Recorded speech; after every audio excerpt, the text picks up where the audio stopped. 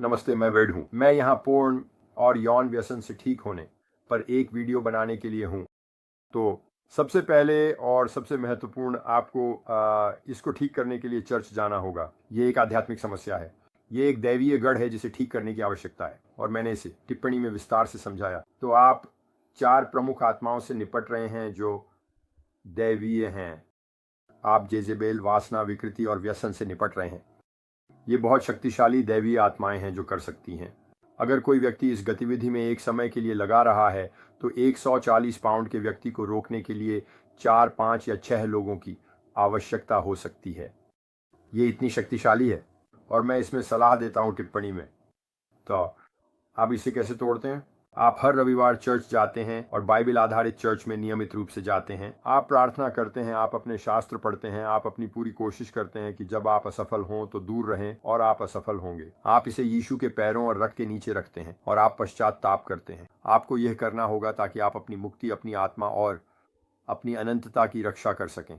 तो हमेशा पश्चाताप करें हर असफलता के बाद। अंततः ये टूट जाएगा। हर असफलता के बाद आखिरकार ये टूट जाएगा। जब भगवान देखते हैं कि आप कोशिश कर रहे हैं तो वो आपको वो अनुग्रह देंगे और इसे तोड़ देंगे। जब समय आएगा वो आपको देखेगा और उसे पता है कि आप क्या कर रहे हैं। वह आपके दिल को जानता है। तो हार मत मानो। इसमें हफ्ते लग सकते हैं, इसमें महीनों लग सकते हैं, इसमें साल लग सकते हैं। हमने इसे हर जगह देखा है।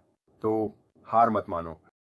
तो यीशु के सामने आत्मसमर्पण करें, चर्च जाएं, हर दिन अपनी प्रार्थनाएं करें, हर सुबह यीशु के सामने आत्मसमर्पण करें। यीशु से कहें कि आप नहीं कर सकते, आप बहुत कमज़ोर हैं और इसे छोड़ दें। यीशु के सामने आत्मसमर्पण करें। ठीक है, प्रार्थना करें, उपवास करें, अपने शास्त्र पढ़ें, यीशु के सामने आत्मसमर्पण करें, चर्च जाएं। याद रखें कि ये एक आध्यात्मिक दमन है। ठीक है, और आपने इन आत्माओं को भोजन दिया है और वे अंदर हैं। आपने उन्हें बहुत लंबे समय तक भोजन दिया है और वे शरीर में बहुत शक्तिशाली हैं। तो आप जानते हैं, जितना हो सके सबसे अच्छा करें। और ये भी ध्यान में रखें कि ये पूर्ण अभिनेता और अभिनेत्रियां इस व्यवसाय में हैं। वे अपने बचपन के यौन शोषण के मुद्दों को अपने वयस्क जीवन में परिलक्षित कर रहे हैं। वे शायद बहुत छोटी जिंदगी जीने वाले हैं।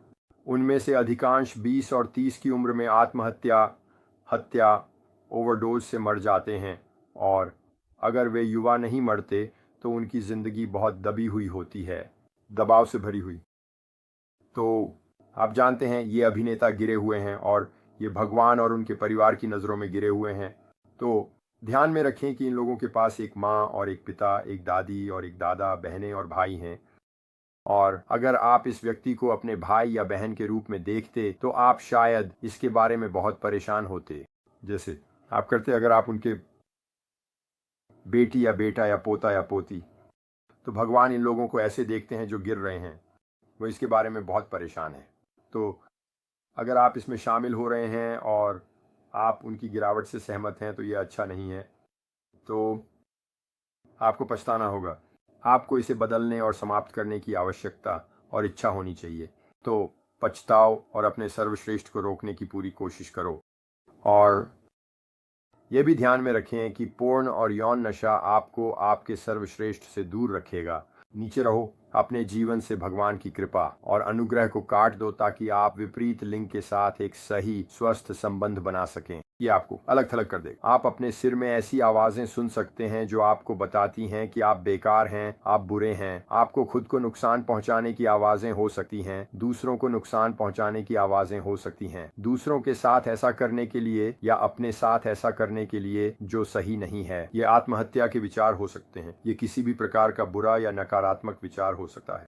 ये विचार दैवीय शक्तियों के हेरफेर हैं। ये आमतौर पर जेजेबेल होती है और ये विचार बुरे होते हैं और हम उन विचारों का उपयोग व्यक्ति से दैवीय शक्ति को निकालने के लिए करते हैं जो मुक्ति मंत्रालय में होता है। तो अब ये ऐसा है जैसे हम क्या, यह वह जाल है जिसका हम उपयोग करते हैं व्यक्ति से दैवीय शक्ति को निकालने के लिए। ठीक है, तो ये विचार राक्षस से हैं, वे आप नहीं हैं और ये समझना आपके लिए महत्वपूर्ण है कि ये आप नहीं हैं। तो पश्चाताप करें और इसे यीशु के पैरों और रक्त के नीचे रख दें। विचार अभी भी आएंगे, लेकिन ये इसलिए है क्योंकि आपने उन्हें शक्ति दी है और आप सोचते हैं कि ये आप हैं, लेकिन ये आप नहीं हैं।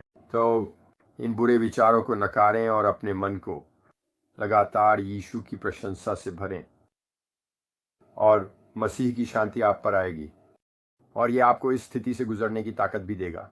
बस पूरे दिन अपने मन को यीशु की प्रशंसा से भरें और ये आत्माएं आपसे बात करने का मौका नहीं पाएंगी या आगे प्रभावित करें। बस उन्हें अनदेखा करें और समय के साथ उनकी शक्ति कम हो जाएगी। वे मुक्ति सत्र में अभी भी वहां हो सकते हैं।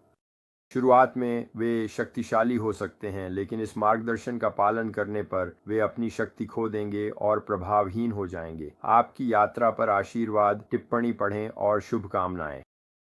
आपकी यात्रा पर आशीर्वाद टिप्पणी पढ़ें और आपको शुभकामनाएं। आशीर्वाद।